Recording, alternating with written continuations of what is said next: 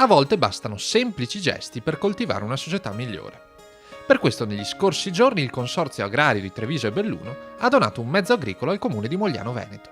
Si tratta più precisamente di un biotrituratore che sarà messo a disposizione del progetto di agricoltura sociale Anch'io coltivo le mie capacità.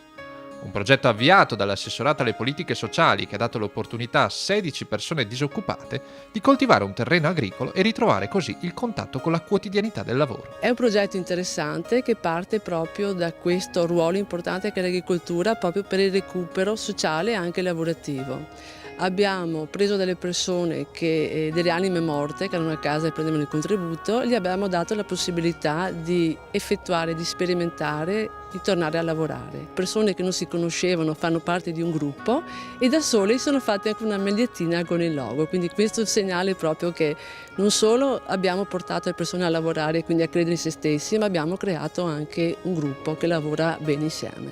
Un progetto che va a beneficio di tutta la comunità moglianese.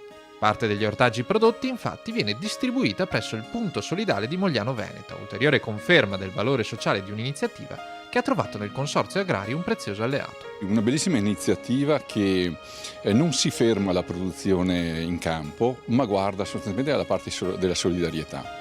Ovvero il frutto di questi raccolti andranno per le persone che hanno bisogno, fatti da persone che hanno avuto bisogno. E noi, come Consorzio Agrario, stiamo nella logica dell'azione sociale, guardando anche a questi aspetti. Un sostegno condiviso con la Federazione Trevigiana della Coldiretti, l'associazione di categoria che negli scorsi mesi ha promosso e ottenuto una legge regionale proprio sull'agricoltura sociale. Un'opportunità per le nostre aziende per fare un servizio diverso, ma è anche una grande opportunità per le amministrazioni pubbliche perché hanno un grosso risparmio. Il Comune di Mogliano ha interpretato in primis quella che era l'idea di questa iniziativa, ha creato il suo gruppo di lavoro, noi li abbiamo supportati con i nostri uffici, con le nostre conoscenze e abbiamo fatto un buon lavoro di sinergia. Il signor Bruno Cillotto, proprietario del terreno concesso a titolo gratuito al comune per lo svolgimento del progetto, ci spiega l'utilità del nuovo biotrituratore, uno strumento importante per la coltivazione biologica degli ortaggi. Non importante, è indispensabile. Per avere il vero biologico noi abbiamo anche tanto rifiuto di questi prodotti, no? E non possiamo buttarlo via.